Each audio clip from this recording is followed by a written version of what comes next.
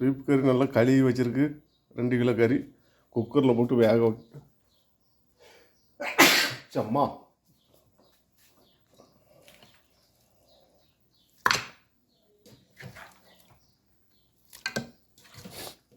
நல்ல எலும்பு கறி.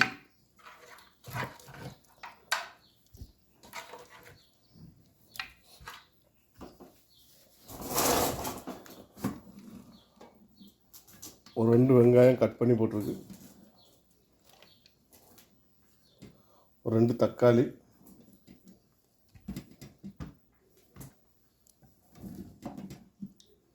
ஒரு 5 பச்சை மிளகா, ஒரு கரண்டி மஞ்சள் பொடி, ஒரு கரண்டி மிளகு பொடி, தேவையான அளவு உப்பு போட்டு வேக வைக்கணும்.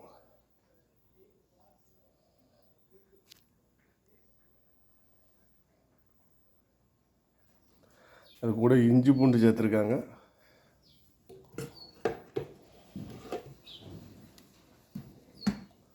தேவையான அளவு உப்பு சேர்த்துருக்காங்க. ஒரு 10-12 விசில் அடித்தா போதும்.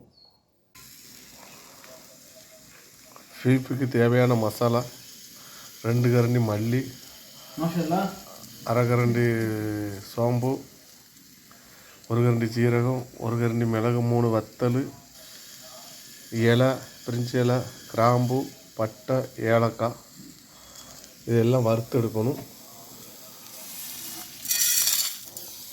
இந்த கருவேப்பிலை சேர்த்துருக்காங்க. அடுப்பில் இருக்கணும், வேகலை, விசில் அடிக்கலாம்.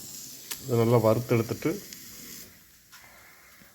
தேங்காய், அரை முறி தேங்காய், கொஞ்சம் பொடி வெங்காயம், பெரிய வெங்காயம் மிக்ஸ் பண்ணி மசாலா ரெடி பண்ணணும்.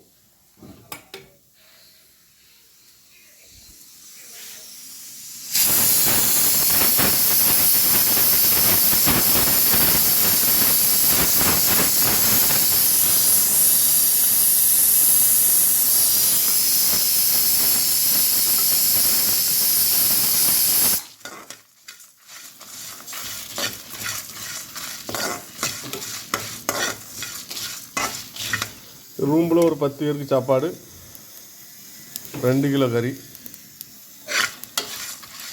கருவிராமல் லைட்டாக வறுத்தா போதும். மணத்துக்கு நல்லா ஆறணும். ஆறட்டும், அதுக்குள்ளே தேங்காவை ரெடி பண்ணிடலாம். அது எப்போ மசாலா ஆறிட்டு இஞ்சி பூண்டு பேஸ்ட் இருக்குது. தேங்காவை நல்லா வறுக்கணும். நல்லா கருத்த கலரில் பீஃப் கறி. பாத்திரம் காஞ்சிட்டு தேங்காவை நல்லா வறுத்து எடுக்கணும்.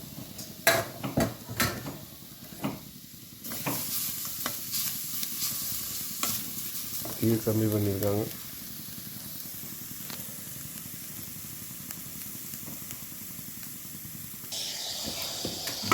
தேங்காய் வறுத்தாச்சு, ஆரட்டும்.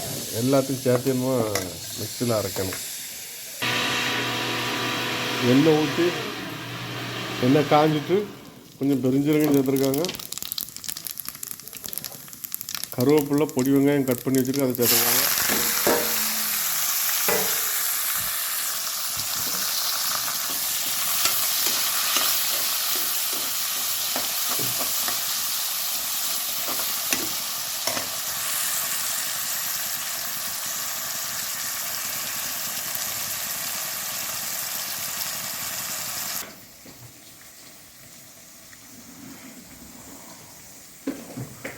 கறி நல்லா வெந்துட்டு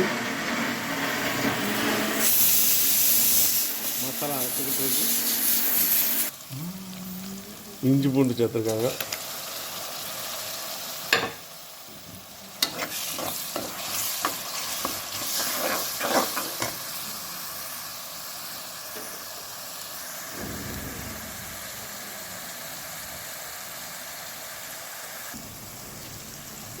வெங்காயம் நல்லா வதங்கிட்டு இப்போ கறி சேர்த்துருக்காங்க.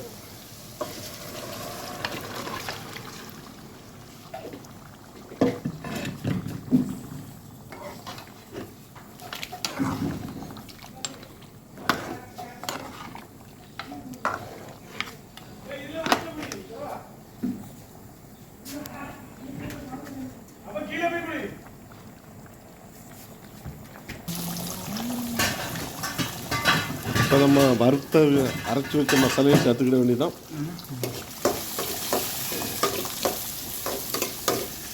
அந்த சைடில் முட்டைகோஸ் ஓடிக்கிட்டு இருக்கு.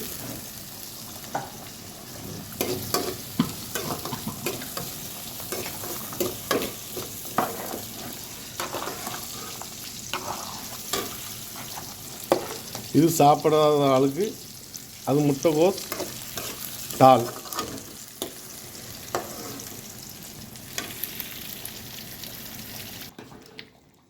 மலைச்சாரல் மாதிரி அப்படியே உதிர்த்து விடணும். அலையலையாக இருக்கு. தாலும் ரெடி ஆகிட்டு எல்லோரும் வாங்க சாப்பிட்றதுக்கு.